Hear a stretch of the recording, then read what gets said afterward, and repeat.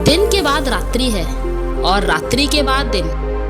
जब दिन नहीं टिकता तो रात्रि भी कैसे टिकेगी? परिवर्तन प्रकृति का नियम है। ठीक से सुनो और समझ लो। घुप अंधेरी रात में एक व्यक्ति नदी में कूदकर आत्महत्या करने का विचार कर रहा था। वर्षा के दिन थे और नदी पूरे उफान पर थी। आकाश में बादल घिरे थे और रह रहकर बिजली चमक रही थी। वह शख्स काफी धनी व्यक्ति था, लेकिन अचानक हुए घाटे से उसकी सारी संपत्ति चली गई थी।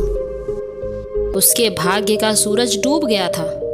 चारों ओर निराशा ही निराशा थी और भविष्य नजर नहीं आ रहा था। उसे कुछ सूझ नहीं रहा था कि क्या करे।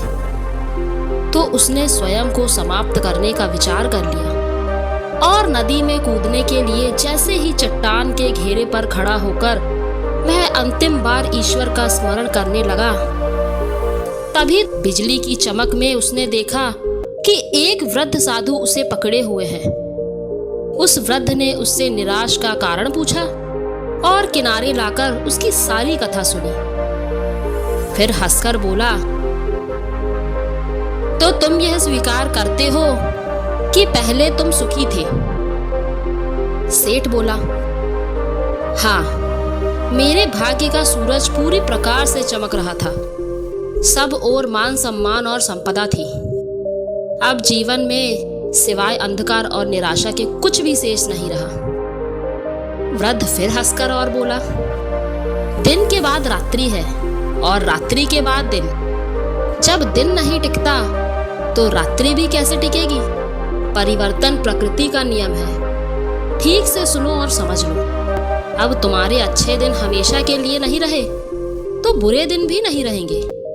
जो इस सत्य को जान लेता है वह सुख में सुखी नहीं और दुख में दुखी नहीं होता। उसका जीवन उस अडिग चट्टान के भांति हो जाता है जो वर्षा और धूप में समान ही बनी रहती है। सुख और दुख को जो संभाव से ले, समझ लो कि उसने स्वयं को जान लिया। सुख दुख तो आते जाते रहते हैं, यही प्रकृति की गति है।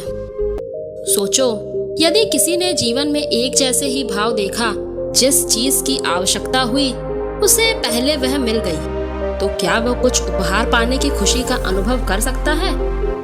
दुख न आए तो सुख का स्वाद क्या होता है, ये कैसे कोई जाने? इसलिए जीवन में सुख और दुख दोनों जरूरी है। जो इस श्वेत नियम को जान लेता है उसका जीवन बंधनों से मुक्त हो जाता है।